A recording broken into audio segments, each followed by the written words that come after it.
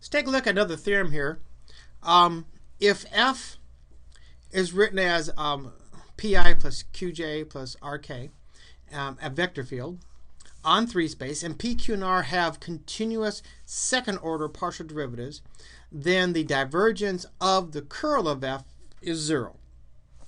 So let's take a look at a quick example here. I want to find the divergence of the curl of f, given f equals xz, xyz, and negative y squared. Now clearly, the second order partial derivatives are continuous, because if nothing else is going to go to 0. In this case, it's going to go to 1. So let's just take a look at them real quick. The partial of p with respect to x equals z. The second partial of p with respect to x is 0. The partial of q with respect to y is xz.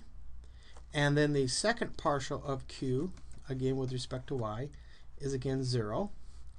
And then let's see, the partial of r with respect to z is, well, right away 0. So is the second partial. So yeah, it's continuous. There's zeros everywhere. So there's no issues with discontinuity. So let's take a look, or according to the theorem, then the divergence of the curl of f is equal to 0. So let's go ahead and actually find the curl of f. Let's see what I have. I need the curl of f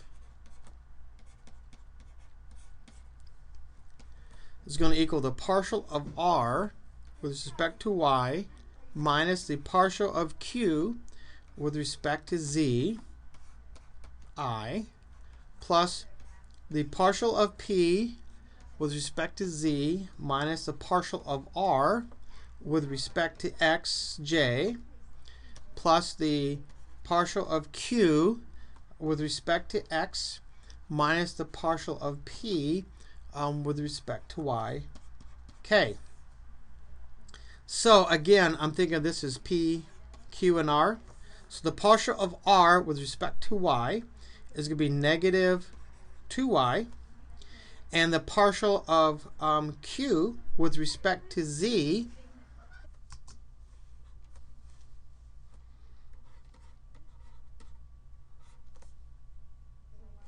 that's supposed to be xy, not xz. So I'm taking the partial of q with respect to z.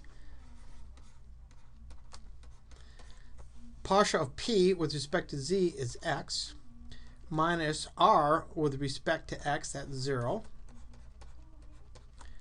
Q with respect to x is yz. That doesn't look much like a z. And p with respect to y is 0. So I'm going to end up with negative 2y minus xyi plus xk plus yz. Oh, I'm sorry, I did that again. This is a j, obviously. See, xj plus yzk. Now I want to take a look at the divergence. So the divergence of this, which is a divergence of the curl of f, is going to equal negative, well, wait a minute. I see this is actually be the partial of p with respect to x plus the partial of q with respect to y plus the partial of r with respect to z. And remember now that this is now p, this is now q, and this is now r. So when I take those partials, see, with respect to x, I get a negative y plus, this is a 0, and with respect to z here is y. So that's negative y plus y. That is, in fact, 0.